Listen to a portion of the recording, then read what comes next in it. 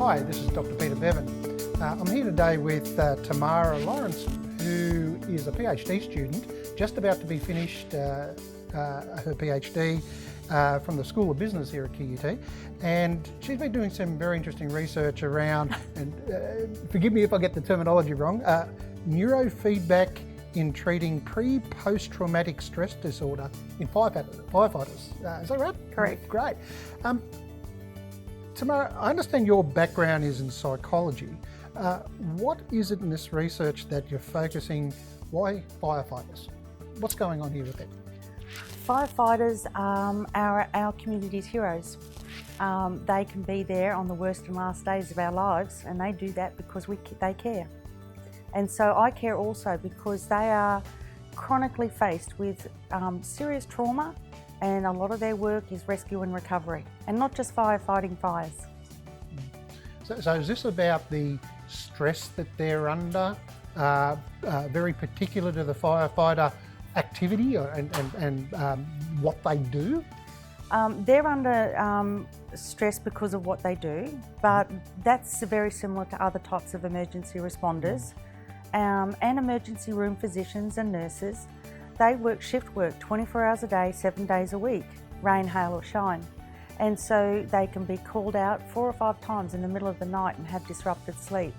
But then they also experience stress physically through the work that they do. It's very heavy work, it's hot work, and they have to wear very hot personal protective clothing that increases their metabolic temperatures inside. Then there's the emotional stresses of their job, and that is perhaps extricating bodies from car accidents, or even managing dying parents when the children are alive in an accident. They're enormously emotional experiences for firefighters. Very, very true. And from the perspective of your research, what is it that you were looking at specifically in your investigation here? I wanted to look at the stress response in the sense that emotional centres of our brain become very dysregulated with chronic exposure to stress, and particularly traumatic stress. And in doing that, sometimes they lose that. People lose their ability to be able to cognitively control their emotional responses, and that's often associated with post-traumatic stress.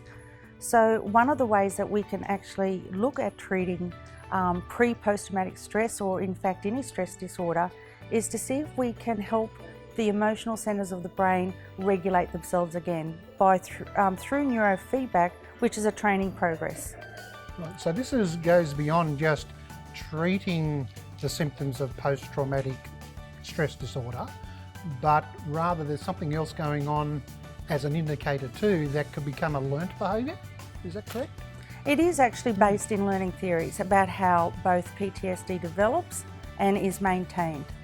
And so applying those very same principles, we can perhaps prevent PTSD from developing if we intervene early with some of these learning techniques. And so if you think about the potential for applying the research outcomes you've got here, how does this apply or potentially apply more broadly in practice? More broadly, wherever there's people, there's stress, and that then has global impacts, particularly for my area of interest in emergency service responders. And it doesn't matter what country they're in, they all experience those sorts of same trauma exposures. So it's global. Right.